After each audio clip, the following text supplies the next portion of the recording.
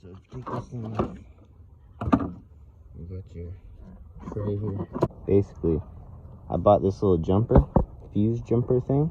It adds a fuse to a fuse, so you can run 2 fuses. So I put it in AT Cont is where we're at, and that is the automatic transmission control. So figuring since this has no automatic transmission, it probably doesn't matter to use that one. So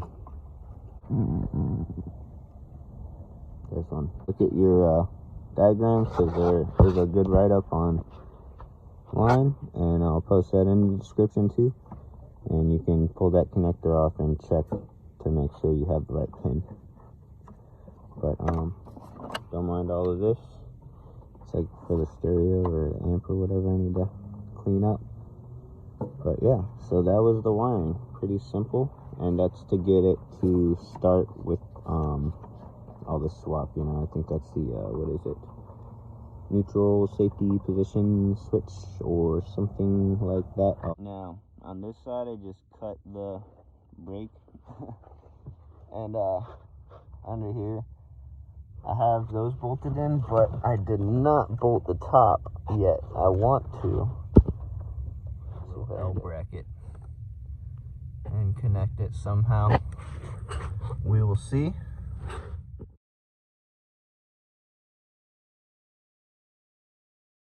There's other couple of videos. There's a few dudes. I'm gonna post some links in the description of their videos. So basically, they're really good because they pretty much walk you through everything already, but nobody actually finishes up this swap and puts an e-brake in. And I don't know anybody that has talked about sealing this or anything like that. So I basically used like the original bottom seal right here and bolted it down, but then made a little notch right here so that this could shift in every gear and not get hung up. And then I used a drill bit and made little holes right here, and these screws are these right here, except they're in these holes right here. There's a bracket that hooks to this cable. So I took these 2 bolts out and I sealed them so that it didn't smell like exhaust. It's basically just drilled the hole and got lucky because these bolts here were able to like thread themselves and tighten down pretty well. So I used an impact and they didn't like strip out or anything. So I did that right there, and then I used the stock 6-speed thing here and did the same thing, but then I hammered it down, made it kind of flush-ish or whatever, and drilled some more holes, did the same thing. So over here we have the e-brake. E-brake was kind of a pain in the ass. You need to get the right cable. It's like 1.5 feet maybe long. This was the stock e-brake cable for the automatic, and it comes out there and goes all the way in there. Well, I chopped it there and underneath, and then sealed that and bolted it back down so there wasn't a big old hole in the car.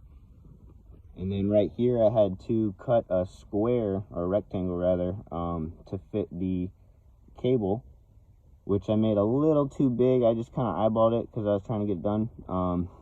And then I used the actual piece I cut out to kind of seal up what I did a little too big. So did that. These bolts I just drilled straight through and then nutted them on the other side. This one is raised, so it's got like a nut in between as a washer. But I think I have everything kind of squared up. This one wire is for the reverse light, and I got a center console here from the junkyard. This and That Auto, actually. They be hooking it up. They gave me a bumper a while ago too for the Lolo. it's from Black Cars, so this car's like Neapolitan is what I call it. So we got brown dash, tan interior, we got black center console, we got tan seat, we got gray seat, and then